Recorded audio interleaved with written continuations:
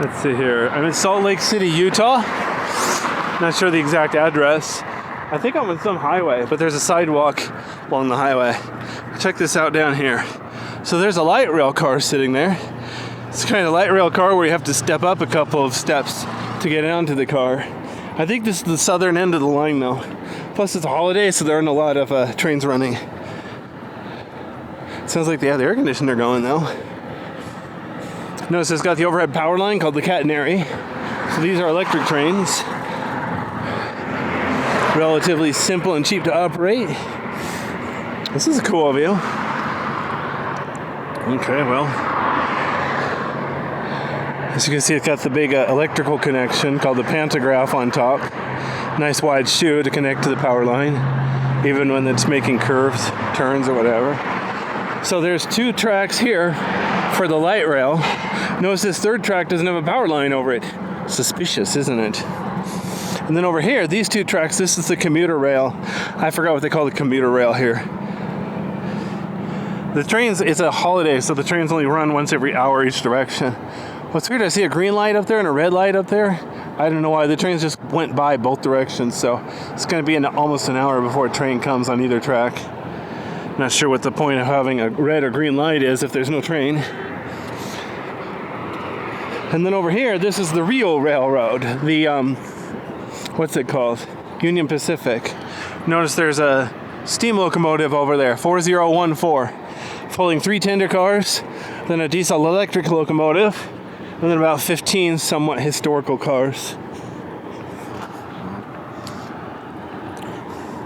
I'll walk over here and then I'll try to find a gap where, you can see better.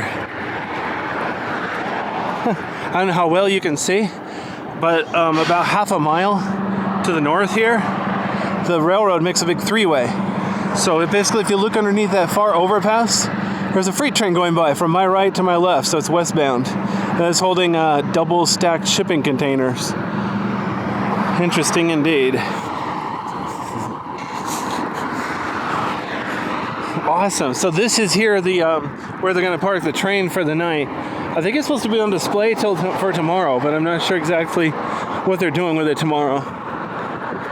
Well, they might leave the diesel electric locomotive and the cars where they are, and then just take the steam locomotive on display for tomorrow. That's what they've done at the last stop. Can't remember the name. I've been to so many cities in the past week; they're all sort of a blur at this point. Notice all the crew there with their reflective vests and so on. Safety first. Notice it's on 2 tracks right now, like the far track, and then it's on a switch. There's no way they're going to leave it like that. So my guess is they're going to go ahead and now disconnect it. Now, whether they're going to do it soon or late, I don't know.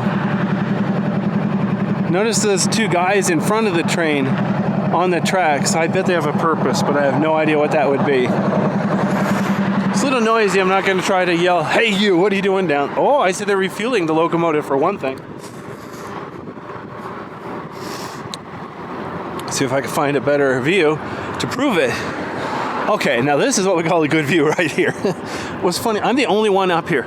There are like 100 people chasing this thing today on the freeway, and now they're all gone, even though, wow, look at this. You can see the top of the locomotive, the tender cars, all sorts of good stuff. Awesome. But let me go farther to the left because it'll be better lighting, and you can see what they're doing with the fuel truck. There we go. So yeah, what they've done in previous stops to get water for the locomotive or the tender cars, they just use a big hose from a fire hydrant. But fuel, of course, they got to bring it in by a big truck. Too bad there's no railroad around here. They could bring it in by train. Har har. I wonder how many tender cars. Okay, wait. If 3 will last them one day, and this whole trip is about 28 days, then all they need is a train with about 90 tender cars. I wonder if that would even be possible. This is the first time I've even seen 3 tender cars on one train, so it's good to know that's possible.